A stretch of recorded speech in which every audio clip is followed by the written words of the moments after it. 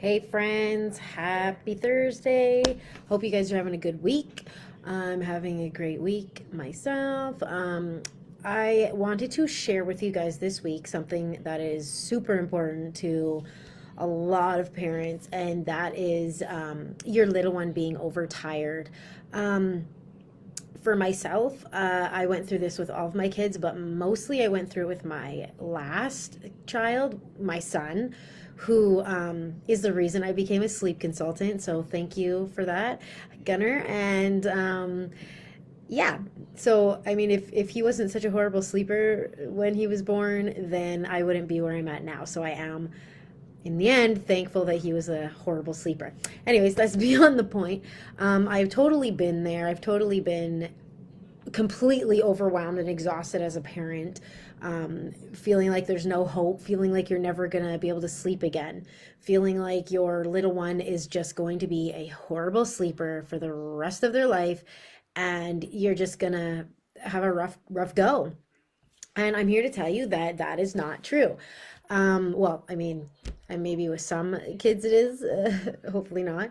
But as, with my experience, it's not true. I hired a sleep consultant to help me, and it was the best decision I ever made. We finally started getting on a routine, a schedule. He started sleeping better, and I started sleeping better. And I realized that a lot of it was my own fault and my own doing. Is that a bad thing? No. As parents, we're trying to help our children, and at times we get exhausted and we can't handle anymore. So we do what we need to do. And sometimes that kicks us in the butt in the end. But we are all only human. We learn, we grow, and we get better. So that being said, let's just jump right into this. So I'm going to go over the signs of overtired and what you can do about it. So I'm also going to let you know, uh, actually, I guess that would be basically what it is, the signs of it and what you can do about it. So let's start with signs that your little one is overtired. What are the signs? Do you know the signs? Because I didn't. I don't know how I didn't know, but I didn't know. So I think that that's an important place to start, is to know and understand what those overtired signs are. Because if you know what those are, you can learn how to avoid them. So some of those signs, and this isn't limited to this because all children are different. Some children might show some of these signs, some might show none, which is, I feel bad for you parents. And some, but that's rare. And some might show all of them. So let me just go through them, and you can decide for yourself what one your little one is. So a lot of babies will yawn when they're overtired or even just tired. They'll get hyperactive. A lot of times, especially toddlers, and older babies, they will actually be overtired. Say you skipped a nap, or maybe you're putting them to bed late, and all of a sudden they're just giving her. They're running around everywhere and they're like raring to go. Well, and you're like, oh, well, they're not even tired. They're hyper. No, that is a big sign of being overtired. And it's tricky because you think, oh, well, they're running around, they're fine, when they're actually not. They're actually overtired. And when you try to put them to sleep, you're going to have a hard time. Or they will wake frequently at night or wake early in the morning, and the next day they're going to be a mess. So that is hyperactivity. So they might all of a sudden get hyper. That is a sign of overtired. Crying obviously is a sign of overtired. Turning away from you. This is especially common with newborns or younger babies. You'll try to look at them and they'll just keep looking away from you. It's because they're overtired. And of course, they'll be difficult to calm. You'll try to calm them. You'll try to soothe them. You try to get them to sleep, and they will just not do it. That's because they're overtired.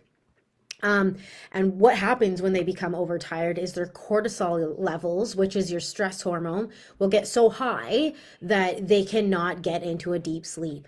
This can result in cat naps, and it can result in them just not being able to settle or stay asleep. And that is really hard. It can also affect the production or release of melatonin, which you really don't want to happen, because melatonin is the sleepy hormone, and that's something that is super important when you're trying to get your little one to sleep. Um, So people, when babies do have cortisol levels that are really high, they will usually catnap, like I said, and they'll. So that's usually one sleep cycle, and one sleep cycle is usually 30 to 45 minutes long. Sometimes it's less, sometimes a bit more, but usually it's right in that range. I used to be able to tell when Gunnar would wake to a T because it would be within 20 to 30 minutes. I lay him down for a nap. Finally, I'd get him to sleep by rocking him or feeding him or whatever. Lay him down. He wouldn't wake when I lay him down sometimes. And then 30 minutes later, ping, wide awake, ready to go for the day, even though he was so tired still. And that is because he's overtired and the cortisol levels are so high that he just can't get into that deep restorative sleep that they need. And that's what a baby needs to feel refreshed. It's what releases the human growth hormone and helps their brain and their body develop. So getting them into that deep sleep is extremely important.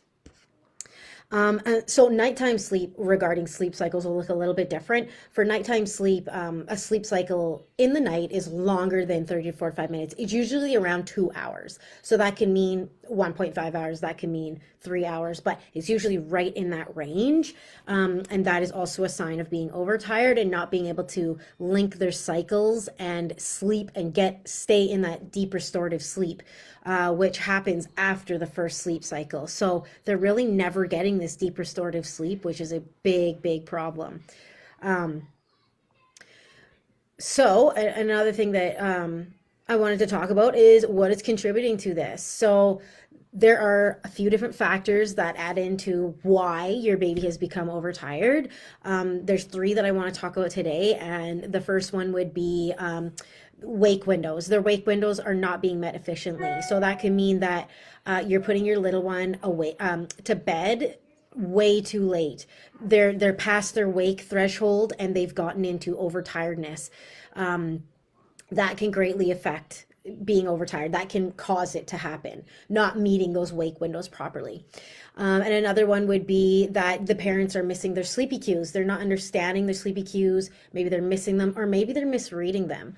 And that can lead to a little one becoming overtired.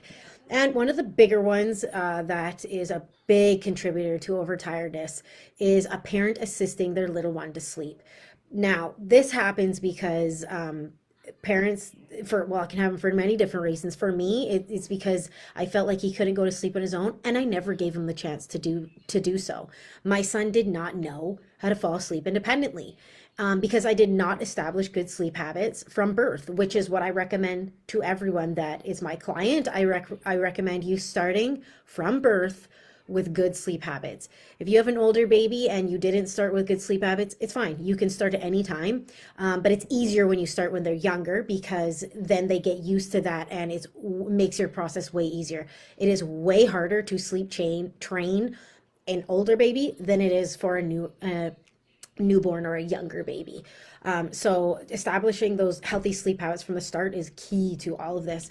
But I didn't do that. I assisted my son to sleep for all sleep. I either had to rock him to sleep, nurse him to sleep, bounce him to sleep, lay next to him, you name it. He needed me to get him to sleep.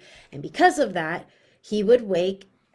I would finally get him to sleep. Sometimes it took me forever just to get him to sleep. And when I did get him to sleep, he was put in his crib. And then he would wake up wondering where the heck he was because he wasn't with me anymore.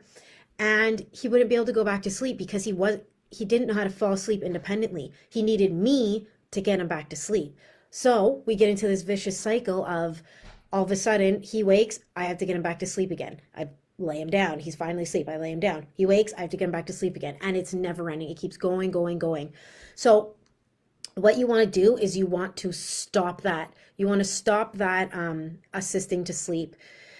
And that's a hard one. It's a hard one to let go of. It's a hard one to deal with. Most parents will hire a sleep consultant because it is so much easier. Trust me, coming from someone who's been there, it is so much easier to hire someone to help you get through it, not only for the emotional support, which I, as a sleep consultant, offer all of my clients. I'm there for them whenever they need me, for any questions or comments. Not only is it good to hire a sleep consultant for that, but sleep consultants know what they're doing. They have gone to school for it. They understand this is more than you're going to get in a sleep training group or a sleep group on Facebook. You're talking to someone who knows what they're talking about. They've usually been through it themselves, and now they've been trained professionally how to do it. So it is so helpful. I recommend it 101%. So what you want to do to avoid this is you want to start applying good sleep habits. And that means you have to put your little one down for sleep when they're ready for sleep, but you have to lay them down awake. I know that sounds daunting, and it's like, my child will never fall asleep if I put him down awake. Well, probably not for the first little while, but the point is that you have to start somewhere, and you have to be consistent, you have to be patient, and you have to follow through with what you're doing. The more consistent you are, the better results you will get. If you assist them to sleep sometimes and not other times, that will stall the process of sleep training. It doesn't mean it can't work, but it will take longer. So just know that. But you do want to start putting them down for all sleep awake, and find a sleep training method and stick to it and stay consistent with it. That is very key to breaking a sleep habit or a sleep association, sleep prop, whatever you want to call it, which would be you assisting them to sleep.